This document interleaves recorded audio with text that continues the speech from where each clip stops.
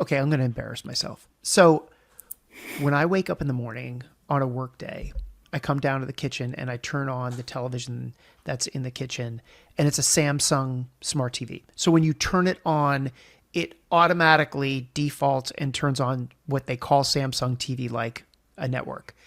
And for some reason, I'll have to figure out how to change this, but it's on Bravo TV. So when I turn my TV on, right? Okay. So at between 8 and 9 o'clock in the morning, the show on Bravo TV is Millionaire Matchmaker. Okay. Okay. So I will see it. I don't watch it, I promise, but out of the corner of my eye, I see it. Now, the premise of the show is there's a woman who's a matchmaker in Los Angeles, and she is obviously brokering, guys and gals getting together and having dates. And so she goes through this interview process of what are you looking for? And when you were talking about that advisors aren't going deep enough, I'm embarrassed to say that I learned something from the show, but I did. So I'm just going to say it.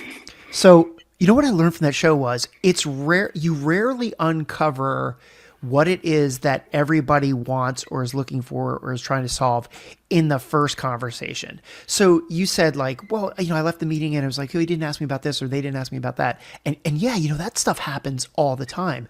But when you have a channel of communication open between people looking for advice and people giving advice, and you start to do that what if, or I thought about this and this, like that is all really, really important things to have happening in an advice relationship, and drilling down and uncovering those rocks. It may not happen in the first conversation. We always have clients come back to us and say like, well, we were in your planning room and we had this big long conversation. We uncovered all these things. And then when I went home, I thought about X, Y, Z. Right. And so, that happens all the time. So, listeners who aren't our clients or our clients of somebody else's, and it's not necessarily that somebody has a bad relationship. It's just maybe there needs to be more communication. Can I also suggest that I love the analogy between Millionaire Matchmaker and advice? And here's why. Because You clearly know what the show is that I'm talking. no, I've actually never seen it, but that's quite all right. But I mean, clearly they're matchmaking for marriage, right? And a Mm-hmm. marriage is a relationship entirely built on trust. It is when you think about a marriage and you think about how somebody wants to meet the person they're going to spend the rest of their life with. I got to tell you, some people have a tighter relationship with their financial advisor than they have with their spouse.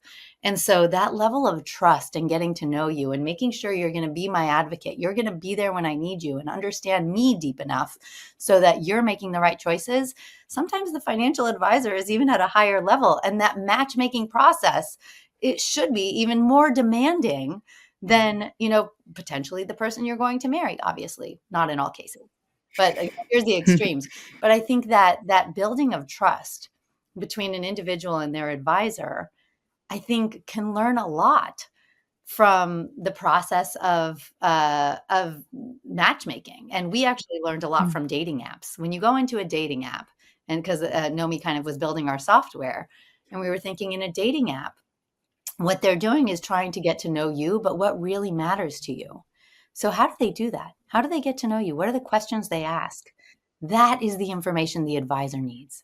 That's the information that the advisor has to have to get their arms around so they can help you actually manifest those things in your life.